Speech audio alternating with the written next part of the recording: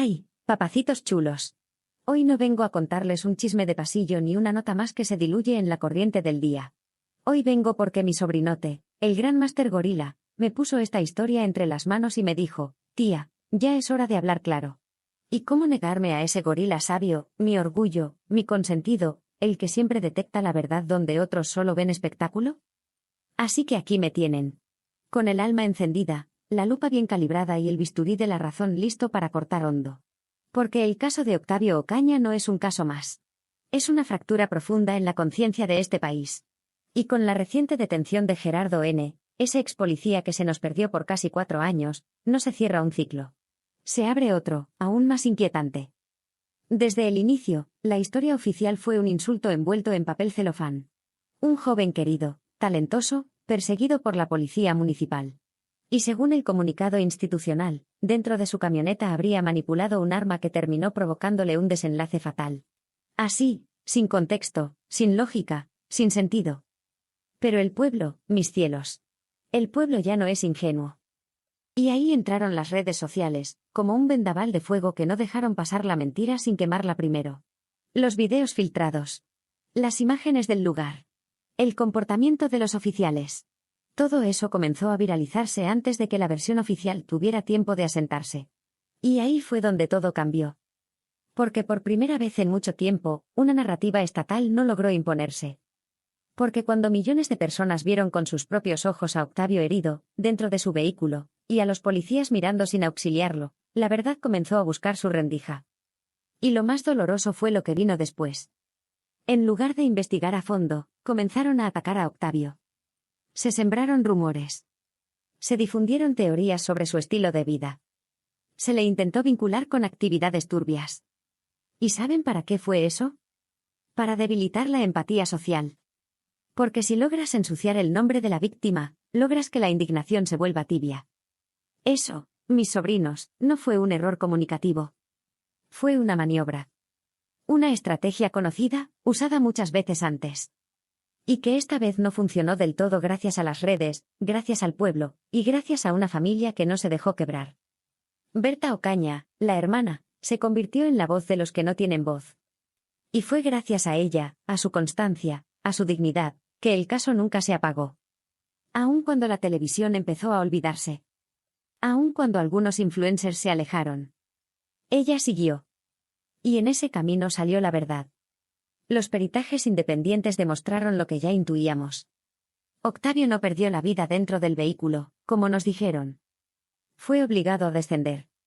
Y el desenlace ocurrió a muy corta distancia. La trayectoria del impacto lo dejó claro. No fue un accidente. Fue un suceso trágico con elementos de intervención externa.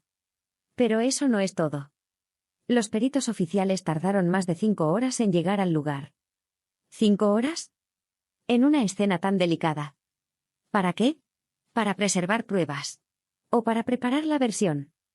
A eso se le sumaron otros agravantes. La filtración de imágenes de Octavio sin autorización de la familia. El robo de sus pertenencias. Y la falta de protocolos mínimos para la atención de emergencias.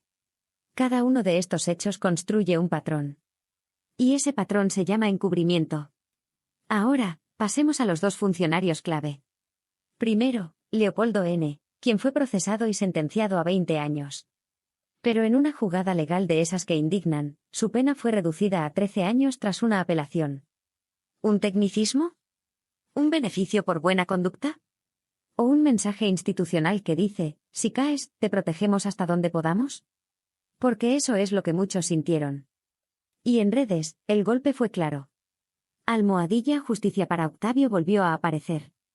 Los usuarios hablaron de castigo blando, de protección interna, de justicia a medias. Y con razón. Y mientras tanto, Gerardo N., el otro implicado, seguía sin ser localizado. Durante casi 4 años. 4 años en los que, pese a la orden de aprehensión y la recompensa, nadie parecía poder encontrarlo. ¿Y ahora que aparece en Veracruz? Claro que alegra. Claro que alivia. Pero no nos hagamos ilusiones baratas. La detención no es el cierre. Es el inicio de la etapa más delicada. Porque lo que viene ahora es lo que más preocupa. ¿Hablará? ¿Le permitirán hablar?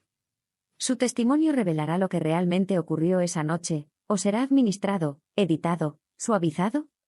Porque si Gerardo N. fue protegido durante tanto tiempo, es porque su silencio valía oro. Y si ahora que está en manos de la justicia, no escuchamos todo lo que sabe, entonces sabremos que lo detuvieron. Pero no para hacer justicia, sino para controlarla. Y no olvidemos, papacitos, el papel del pueblo. Sin redes. Sin presión digital. Sin los millones de comentarios en TikTok, en X, en Instagram, en YouTube. Este caso se habría apagado. Como tantos otros. Porque aquí lo que sostuvo la exigencia no fue solo el dolor familiar, fue la voz colectiva. Y es por eso que esta historia aún no termina. Porque el caso de Octavio Ocaña ya no habla solo de un joven que perdió la vida. Habla de cómo reacciona un país cuando se enfrenta a la injusticia disfrazada de legalidad. Habla de las grietas del sistema. De las mentiras institucionales. Y de lo importante que es no quedarse callado. La aparición de Gerardo N. puede ser un parteaguas.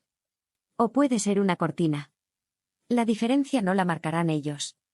La marcaremos nosotros. Así que no permitas que esta historia se enfríe. Comenta. Comparte. Habla. Porque el silencio es el mejor aliado de la impunidad. Y ya hemos guardado silencio demasiadas veces. ¿Y tú, crees que ahora sí sabremos toda la verdad?